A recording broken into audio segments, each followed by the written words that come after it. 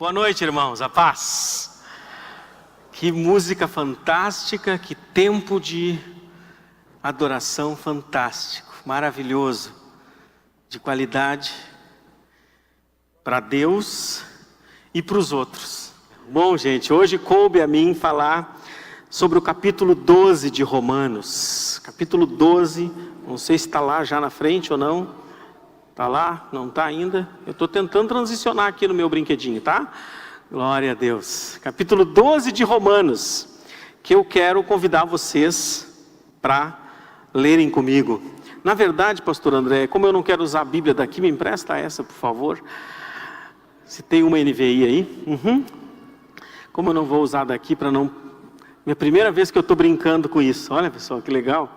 Tu clico aqui e aparece lá. Viu? Primeira vez que eu estou ensaiando aqui. Obrigado. Você pode abrir sua Bíblia em Romanos 12, amém? Romanos 12. Depois de Atos, que vem depois de Mateus, Marcos, Lucas e João, vem Atos e depois já vem Romanos. E nós vamos ler. Chegamos nessa fase da série Extremo. Qual é o princípio da série Extremo? Alguém lembra desse? Que na verdade, no reino de Deus, às vezes o que é equilíbrio, na verdade é viver o extremo. Isso é viver equilibradamente. Geralmente a gente pensa que viver equilibradamente é viver no meio. Nem numa ponta e nem na outra. Pois bem, com o pastor André e com essa equipe e com a palavra de Deus, nós estamos aprendendo que viver equilibradamente, do ponto de vista divino, é viver em um ponto desenhado bem mais para a direita, que é o ponto extremo, porque somos desafiados a viver uma aventura extrema, viver sempre uma aventura, uma experiência extrema com Deus. Se nós não precisamos disso, não precisamos de Deus. Viver mediocremente, viver apenas conforme as nossas forças e sabedoria, não tem necessidade de nos envolvermos com a palavra de Deus. Se é verdade que nós buscamos algo mais, então vamos lá, Ele quer nos levar para esse muito mais.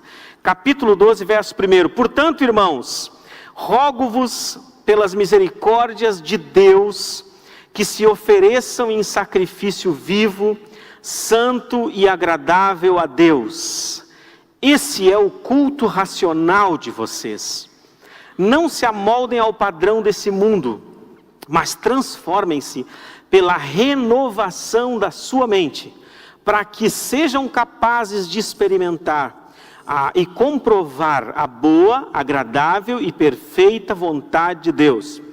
Por isso, pela graça que me foi dada, digo a todos vocês: ninguém tenha de si mesmo um conceito mais elevado do que deve ter, mas ao contrário, tenha um conceito equilibrado, de acordo com a medida da fé que Deus lhe concedeu. Depois no verso de número 5 diz: assim também em Cristo nós, que somos muitos, formamos um corpo, e cada membro está ligado a todos os outros. E no verso de número 10, a gente vai ler: dediquem-se uns aos outros com amor fraternal, prefiram dar honra aos outros mais do que a si próprios. Amém? Obrigado, Senhor, pela Tua palavra e porque ela é viva e é verdade. Obrigado por estarmos aqui num momento sagrado e o Senhor haver capturado, atraído os nossos corações para Ti. Queremos Te ouvir, Pai. Amém. E o primeiro texto que eu noto, que eu vejo, se você fica com a sua Bíblia aberta, o primeiro texto que a gente recebe em Romanos 12 é, na verdade, uma continuação do capítulo 11, do final do capítulo 11. Se vocês pararem para notar, o final do capítulo 11 traz 3 premissas muito importantes para a gente entrar nesse Romanos 12. Se nós não entendermos direito as premissas que encerram em Romanos 11, a gente não entra bem. A gente não interpreta com justiça o texto de Romanos 12. E a gente não vai poder selecionar o texto de Romanos 12 como um apêndice, como alguma coisa que caiu aí no texto do nada. Ele faz parte de um sermão do apóstolo Paulo, onde ele vem desenvolvendo uma linha de pensamento. Portanto, tudo está conectado a tudo neste texto. Cada palavra, cada frase, cada vírgula, cada pontuação, cada uso gramatical tem a ver com a ideia que ele está expondo, com a sua argumentação. Que do meu ponto de vista, quando chega nesses capítulos 12, 13 e tantos outros, chega no seu ponto máximo, no seu ponto extremo. Chega no seu ponto extremo, porque traduz de maneira prática, todos os conceitos, todo o embasamento doutrinário do capítulo 1, 2, 3, 4, 5, 6, 7, 8, 9, 10 e 11. O que Paulo vinha abordando nos capítulos 1 a 11, ele vinha estabelecendo princípios divinos. Ele vinha fundamentando a fé cristã. Quem é cristão aqui? Levanta a mão. Para você dizer que é um cristão, você tem que entender o que fundamenta a sua fé como cristão. Senão, você não pode dizer que é um cristão. Pastor, mas eu penso diferente disto. Todos podemos pensar, só não podemos então dizer que somos cristãos. Porque esta é a fundamentação da fé cristã. Romanos 1 e 11 fundamenta, consolida e põe os trilhos da fé cristã. O que fala Romanos 1 a 11? Fala sobre a situação pecaminosa do ser humano. A separação do homem com Deus. A crônica separação do homem com Deus. A resposta de Deus para essa separação, que é a redenção no seu Filho Jesus, e a justificação, quando Ele nos transforma justos pela fé, e não por nenhuma outra coisa, mas pela fé. Ele vem falar do poder que o pecado exerce em nós e dessa guerra contra o pecado, e como se nós recebermos o poder do Espírito Santo e vivermos nele, nós poderemos vencer o pecado, que está tão atrelado a nós. É assim que vem o texto de Romanos. Do capítulo 1 ao capítulo 12, a depravação humana e a resposta de Deus para a cura do ser humano. Mas ele encerra no capítulo 11, dizendo o seguinte: que profundidade da riqueza, da sabedoria e do conhecimento, estou falando no verso 33 aqui, da riqueza, da sabedoria, do conhecimento de Deus, quão insondáveis são os seus juízos, quão inescrutáveis são os seus caminhos, porque aqui então Paulo teologiza e se aprofunda tanto na ciência de Deus, que ele diz, caí num abismo agora eu vi que é profundo demais, que é grande demais. Assim como você quando está num céu estrelado, numa noite linda, num lugar deserto, e olha para o céu e vê aquela grandeza e você se espanta, se abisma. Foi assim que Paulo diz, meu Deus, como isso é grande. E agora ele faz algumas premissas e perguntas, que é: quem conheceu a mente do Senhor? Quem foi seu conselheiro? Quem foi seu conselheiro? Quem primeiro lhe deu para que depois ele tivesse que recompensar? Quem de nós deu alguma coisa para o Senhor para que Ele hoje tivesse que nos recompensar? A pergunta é: quem foi que deu conselho para o Senhor fazer isso a nosso favor? Quem estava com Ele dizendo faça isso ou aquilo a favor da humanidade? Quem deu conselhos ao Senhor para que Ele pense como pensa? E a outra premissa foi: pois dele, por Ele e para Ele são todas as coisas, a Ele seja a glória para todo sempre. Amém. Baseado nessas três premissas, que é: não fomos nós que demos conselho nenhum ao Senhor e nem podemos. Baseado na segunda premissa, que é: quem primeiro lhe deu alguma coisa para que Ele nos recompensasse hoje? E baseado na terceira premissa, que é: tudo que Ele fez por nós é por causa dEle, para Ele, porque para Ele, por Ele, são todas as coisas. Baseado nesta conclusão, então ele vem para o portanto. Diga comigo, portanto, concluindo, assim sendo, vamos à prática. Quem está de manga comprida, por favor, dá uma remangada. Dá uma remangada, olha o desenho ali. Vamos à prática. Portanto, bastante conceito, bastante doutrina, e vamos à prática. E o que diz o texto primeiro de Romanos, o primeiro verso? Se ofereçam em sacrifício vivo, santo e agradável a Deus. E depois diz, ainda completa, começa assim dizendo: irmãos, portanto eu vos rogo pelas misericórdias de Cristo, que vocês se ofereçam em sacrifício vivo, santo e agradável a Deus, porque esta é o vosso culto racional, ou seja, porque só esta é a adoração que faz sentido, porque só esta é a devoção ou a espiritualidade que faz sentido. Entregar o nosso corpo como sacrifício vivo, santo e agradável a Deus, é a única maneira de tocar a Deus verdadeiramente. O vosso culto racional significa a vossa adoração que faz sentido. O que é que Paulo agora começa a dizer? Que precisa haver uma ligação entre todo esse conhecimento de Deus que nós tivemos até o capítulo 11, e agora nós precisamos entender que, se tudo aquilo é verdade, não há nada que eu possa entregar a Deus, não há nada que eu possa oferecer a Deus, de maneira apenas mística, contemplativa, egoísta, solitária.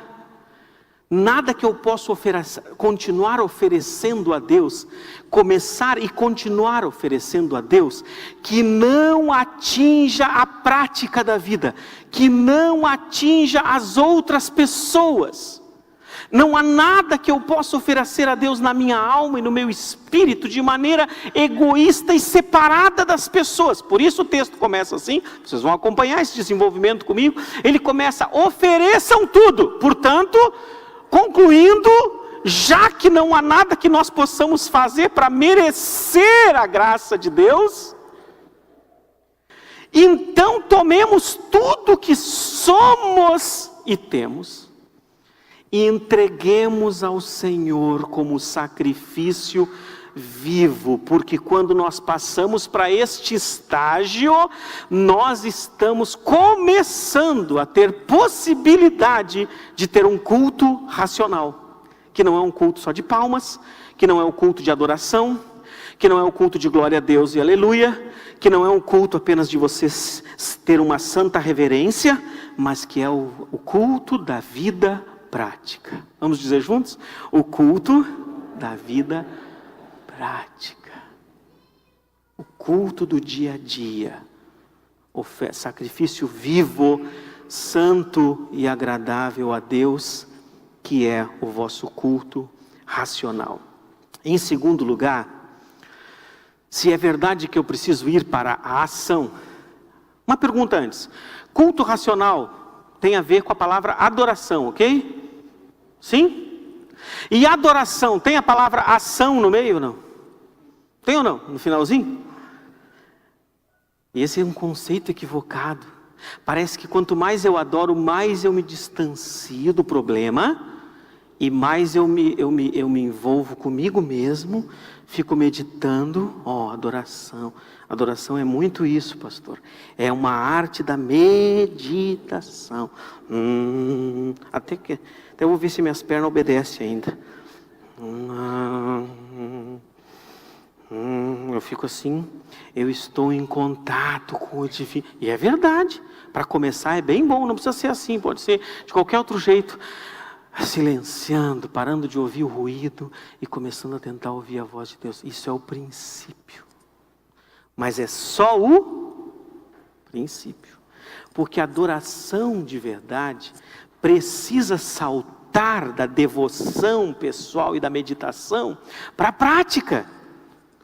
Essa é a adoração que faz sentido. Então, mas antes de começar a agir Como é que eu faço, pastor? Como é que eu faço então para saber, para agradar o Senhor? Antes de começar a agir, nós precisamos alinhar os nossos pensamentos aos de quem? Aos de quem? Vocês acham que tem muita chance da gente e Deus pensar igual? E pessoal, quem é que de vocês acha assim, cara, eu e Deus, é incrível, cara. É incrível, quando eu vou falar uma coisa para ele, ele diz, não é que eu estava pensando igual. Quando eu vou ler a palavra, eu digo assim, por quê?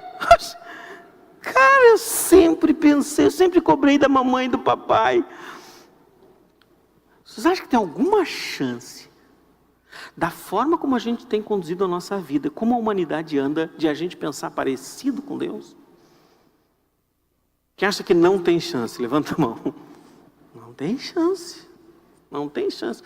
Portanto, antes de eu começar a agir, eu preciso pensar um pouco como Deus pensa. Romanos 1-11 me explica como Deus pensa.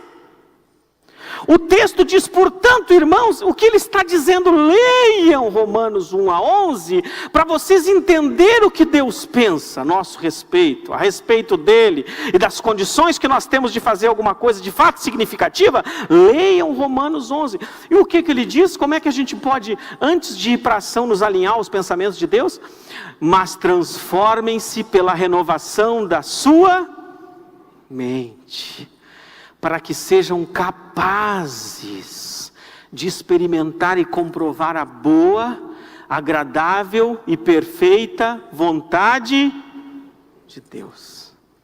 Então, de quem é a boa, perfeita e agradável vontade, gente? De quem é?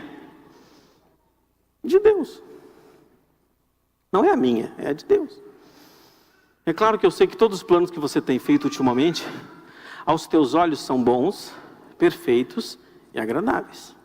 Eu sei que a maneira de você resolver os conflitos com pessoas aos teus olhos são bons, perfeitos e agradáveis. Eu vou chegar lá e eu vou dizer o que ele merece ouvir. Eu sei. Mas o texto diz que os bons, perfeitos e agradáveis são de Deus. Ele, na cabeça dele estão os bons, perfeitos e agradáveis. De Deus. Por isso que eu digo que antes de tudo eu preciso alinhar os meus pensamentos aos pensamentos de Deus. Transformem-se, e agora a gente tem ouvido muito isso, viu gente? Qual é o segredo de uma vida próspera? Qual é o segredo de uma vida abundante? Qual é o segredo de uma vida de sucesso? É a transformação através da mente. A Bíblia diz, até a Bíblia diz isso.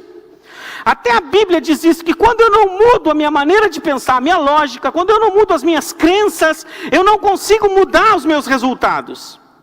Que os meus resultados são fruto das minhas crenças. Sim, quem é que tem ouvido isso já? Quem ouviu? Claro! São fruto das minhas crenças limitantes ou não. E eu acho que é verdade tudo isso. No entanto, quando eu estou falando de vida com Deus, de vida espiritual, este texto não está dizendo isso. Não são quaisquer crenças que o texto está dizendo. Não é qualquer renovação que a mente está pedindo. Não é Existem renovações que o mundo propõe que são más? Alguém de vocês está vendo renovações más ou não no mundo?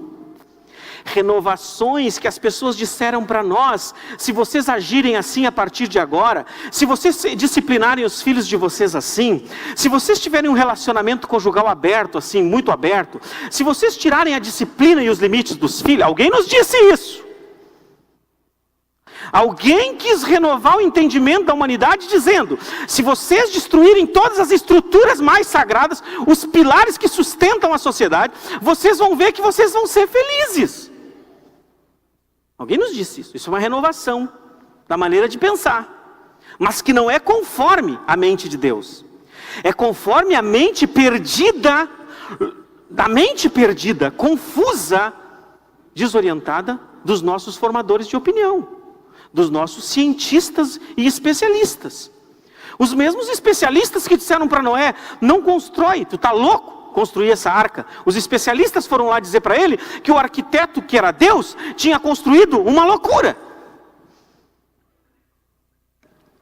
Mas na hora que a chuva caiu, na hora que o dilúvio chegou, e muitos dilúvios têm chegado na nossa sociedade. Hoje todos estão voltando atrás. Pessoal, a gente errou. Alguns não têm humildade, outros têm. A gente errou, não era para dar liberdade assim para as crianças. Não era para não acompanhar os filhos e não dar limites. Não era para não buscar a menina na hora certa e ter horário para as coisas. Não era para tirar a vara, que não é a vara, hoje em dia não é a vara, mas é o limite. A resposta para uma ação errada. Não era para tirar, estão dizendo. Não era para nós, adultos, termos entrado nessa área da liberdade sexual, da pornografia, que tem destruído os casamentos. Não era. Desculpem, a gente errou. Ateus estão dizendo isso. Perdoem-nos, a gente errou. A pornografia destrói a sexualidade masculina e o casamento. Por quê? As pessoas acharam que renovar a mente em qualquer fonte é garantia de sucesso. Mas renovar a mente precisa ser na mente que nos programou, que nos desenhou, que nos arquitetou, que nos planejou, que é o nosso Deus que está presente essa noite aqui pela pessoa do Espírito Santo. Você crê nisso ou não? Então diga amém. Amém. Glória a Deus. Glória a Deus. E como que eu começo essa ação? Essa atitude? Como é que eu começo a pensar de maneira correta? Pensando de forma justa sobre mim. Comece construindo uma autoimagem, o quê? Equilibrada. Eu sei que vocês não gostam, mas essa vai ser divertida. Diga ao seu irmão, você não é tudo isso.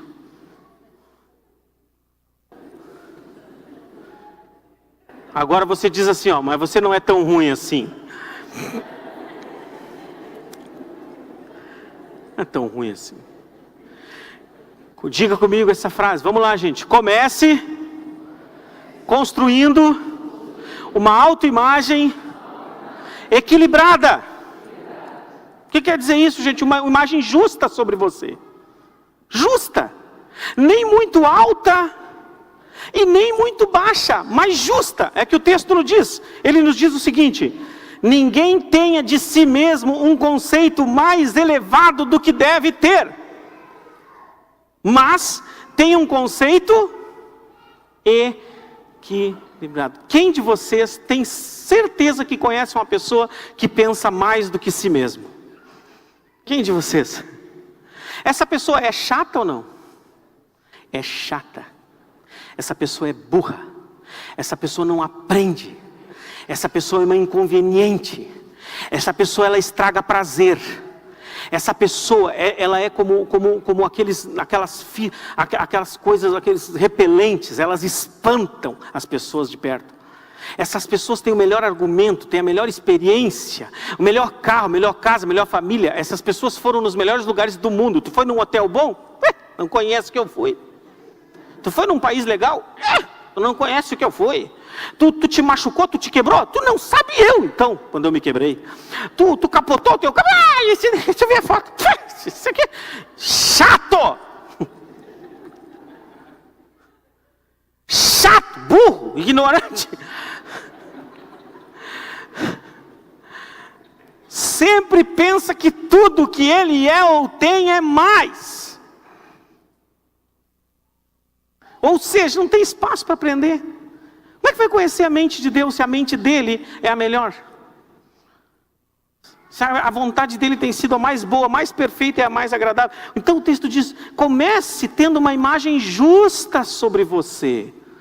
Justa, sim, eu cresci muito até aqui. Apanhei, sofri, errei, com isso aprendi. Sim, eu fiz muita bobagem. Quem concorda? Sim, depois que eu chamei de ignorante, tonto, tu não vai concordar? Em segundo lugar, eu preciso crescer. Eu preciso me desenvolver. Eu preciso encontrar coisas que pareciam tão simples, mas eu nunca achei. Eram para ser simples, mas por que eu nunca encontrei do meu jeito? Hoje eu estava conversando com uma irmã que está conversando, resolvendo com seu esposo 10 anos de matrimônio. E tentando dizer para o esposo, nós precisamos do conselho de Deus. Nós precisamos da estrutura de pensamento de Deus sobre o casamento. E aí a resposta do homem geralmente é qual? Vou dizer para vocês qual é. Mulheres, preparem-se. A resposta é, nós somos 2 pessoas adultas. Nós somos 2 pessoas inteligentes. Portanto, nós podemos resolver aqui mesmo. Essa é a resposta geralmente do homem.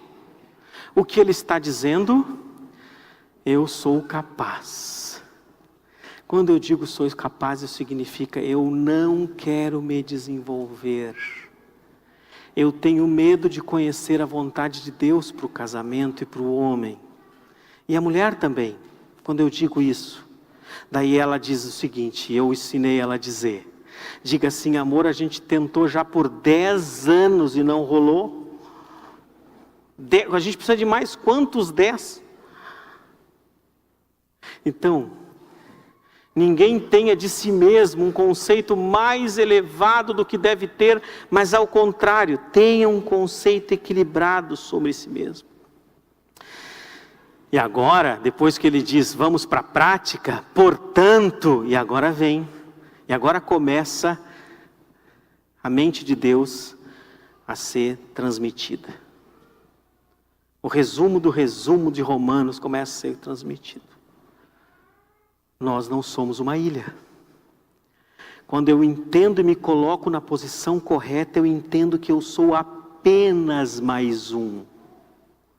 Apenas mais um. E o que me importa e me deveria interessar é o todo. Porque quando todos crescemos, eu cresço. Porque quando todos ganhamos, eu ganho. Quando a igreja está ganhando, eu ganho. Quando o casamento está ganhando, eu ganho. Quando todos ganhando, é isso que a palavra de Deus diz, orem pela paz da cidade, trabalhem para a paz da cidade, porque se ela tiver paz, vocês terão paz. É o conceito de que somos interdependentes. É o conceito de que toda essa teologia serve para trazer bênção para todos. Todos os que estão próximos de nós. E aí o texto diz, assim também em Cristo nós, que somos muitos, formamos um corpo e cada membro está ligado a todos os outros. Você é um cristão? Você é um discípulo de Jesus? No texto vai provar depois e dizer que nada está bem se todos não estão bem. Nada está bem. Nada está bem se o Trump decide sair do acordo mundial de emissão de gases. Nada está bem. Nada está bem se ele decide. Porque ou todos estamos bem, ou ninguém está bem. Então este é o conceito de Romanos 12, ele começa a nos empurrar, ele sai dos conceitos e começa a nos empurrar para a prática e para o olhar para o outro, para o olhar para os membros da igreja, para a comunidade dos santos, para um olhar para o sentimento de comunidade cristã, de como eu preciso ser efetivo e entender o poder da comunidade cristã. O poder disto que nós chamamos de igreja. Poder de estar alinhado, aliançado com a comunidade dos santos. É isto que o texto está nos apresentando. E para encerrar, ele diz então a grande máxima, e é este ponto aqui. Até vou ler daqui. Este ponto.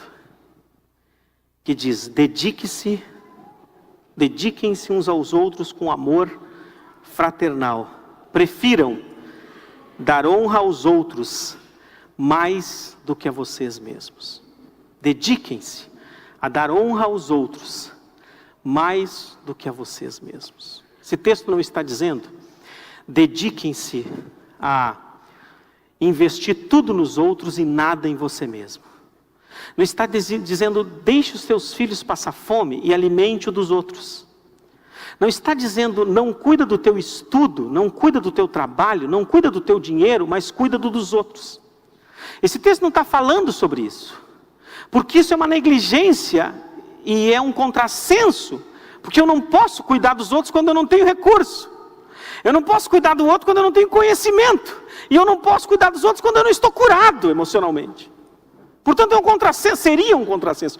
O texto diz: não busque honra para você mesmo. Não faça o que você faz simplesmente para receber honra.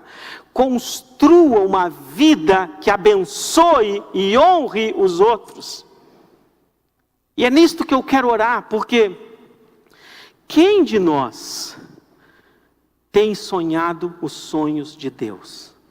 Quem de nós tem orado a vontade de Deus? Sabe, irmão, às vezes você está aqui na frente. Agora mesmo eu fui orar por 2 pessoas e Deus me trouxe muito forte isso na mente. Senhor, abençoa, Senhor, os pedidos de oração e as necessidades dessa pessoa. E na hora o Espírito Santo soprou assim: manda que esses mesmos sonhos e necessidades se alinhem aos sonhos de Deus.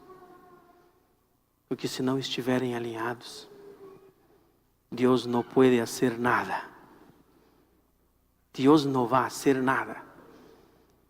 Então, a oração correta é: Senhor, eu preciso parear.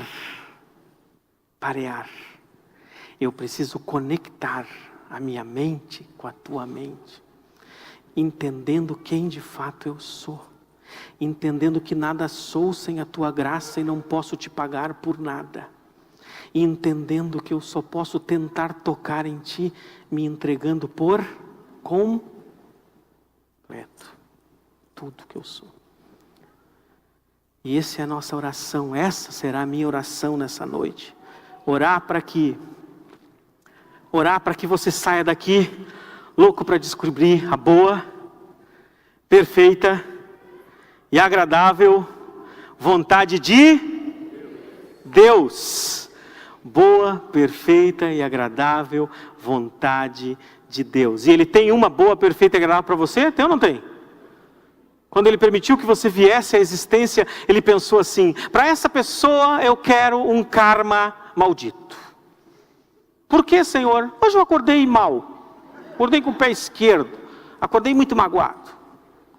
E eu sonhei para essa pessoa, tendo em vista que nasceu um bebê feinho, eu pensei em ela se lascar. Você acredita que Deus pensou assim, quando permitiu que você viesse à existência? Não? Então Deus pensou em coisas legais para você, amém? Mas é o seguinte, as coisas legais que Ele pensou. Não as minhas e as tuas, as que Ele pensou. E ao fim e ao cabo, você vai ver que quando você sonha as que Ele pensou, mesmo parecendo pequenas, lá no finzinho da vida, perto do caixão, você vai dizer: eu sou um homem feliz, eu sou uma mulher feliz, eu servi a Deus e cumpri o meu propósito, honrei a Deus e abençoei as pessoas na minha vida, e por isso eu descanso feliz. Amém? Vou cantar uma canção então, posso, gente? Que legal, faz parte do meu show.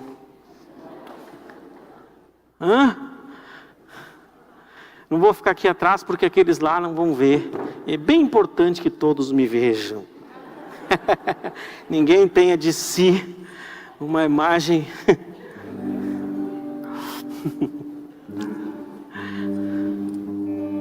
O amor não consiste em palavras, nem em gestos humanos, mas consiste em poder. Amar não é profetizar, falar língua de anjos, isso não é amar. O amor não é um sentimento que nasce só em um momento para tentar convencer. O amor não é profetizar, falar língua de anjos, isso não é amar. Amar é doar-se a si mesmo, é ser como Jesus, é assim se doar. Quem quiser ser cristão verdadeiro, tem que aprender a se dar.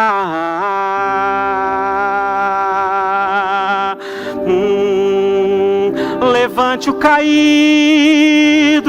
dê pão a quem tem fome, dê água a quem tem sede, compartilha o teu chão, ajude ao necessitado e ao que está cansado, estenda a sua mão. Pois amar é o primeiro mandamento, e aquele que não ama nunca conheceu a Deus, que entregou o melhor que ele tinha pelos pecados teus.